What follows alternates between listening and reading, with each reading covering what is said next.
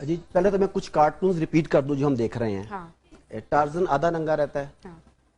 Pinocchio झूठ बोलता है। सिंड्रेला माँ बाप से झूठ बोल के आधी आधी रात तक घर से बाहर रहती है। हैरी पॉटर जादू करता है। हेनरी जो है वो माँ बाप और असातिज़ा के साथ बदतमीजी करता है। मोटू पतलू लोगों की चीजें उठा उठा के चोरी खाते रहते हैं।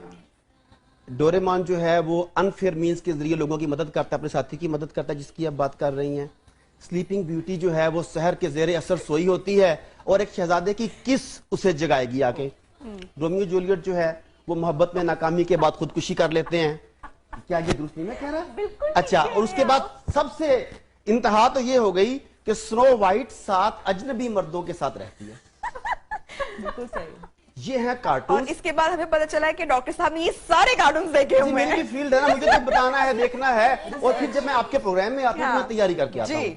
मैं तैयारी करके आता हूँ असल में ना, क्योंकि जिम्मेदारी है, आपने मुझे बुलाया यहाँ। ये तो आपने बता दिया, मैसेज ये मिल रहा है हमारे बच्चों को। इनके जरिए जो मैसेजेस मिल रहे हैं ये वो बीज आप बो रहे हैं जो आपने फसल काटनी है आने वाले दिनों में। आप स्नो वाइट की फसल काटना चाहते हैं, आप सिंड्रेला की फसल काटना चाहते हैं, आप हैरी पॉटर की फसल काटना चाहते हैं, आप हेनरी की फसल काटना चाहते हैं, डिसाइडेड। सबसे पॉपुलर कार्टून कौन से हैं जी? Tom and Jerry. वो तो कुछ भी नहीं कहते।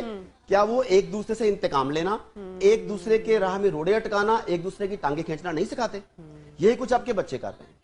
तो ये सबलिमिनल मैसेज। तो इसका मतलब है कि बच्चों को कार्टून्स क्या दिखाने ही नहीं चाहिए? कतई नहीं दिखाने चाहिए। देखें, आप मुझे कोई एक कार्टून बताएं जिसका टोटली पॉजिटिव मैसेज आ रहा है। माओ का क्या, मेरा सवाल है माओ के साथ, क्या माओ का relief at the cost of your child character and future होना चाहिए? बिल्कुल भी नहीं। हमें चीजों को यूं कंपेयर करना चाहिए कि मैं चूंकि बिजी हूं, मैं ओवरबर्डन हूं, तो बेटा तुम ये मोबाइल से जो मर्जी कर लो। बच्चा मोबाइल पे कार्टून देख रहा है सपोज, क्या मोबाइल पे वल्गर एड्स आ रही हैं कि नहीं आ रही? बिल्कुल आ रही हैं। बिल्कुल आ रही हैं। आप अपने बच्चे को पोर्न लाइफ में भेज दें मोबाइल देके, क्यों? कि मुझे रिलीफ चाहिए। मेरे ख्याल में ये रिलीफ नहीं है, ये पनिशमेंट है और माँ को ये नहीं करना चाहिए। नहीं, मैं आपसे ये कह रही हूँ कि ये कॉमन रवैया है। मैं ये नहीं कह रही कि मैं इसको सपोर्ट करती हूँ। आपको नहीं, मैंने माँ को ही मैसेज दिया कि डोंट डू इट। मेरे ख्याल से कोई ही घर ऐसा होगा या शायद कोई ही माँ ऐसी होगी, सिर्फ पाकिस्तान का मसला नहीं है, या हम यहाँ से बाहर भी अगर देखें तो ये कि शायद कोई ही बच्चा कार्टून्स ना देखता हो।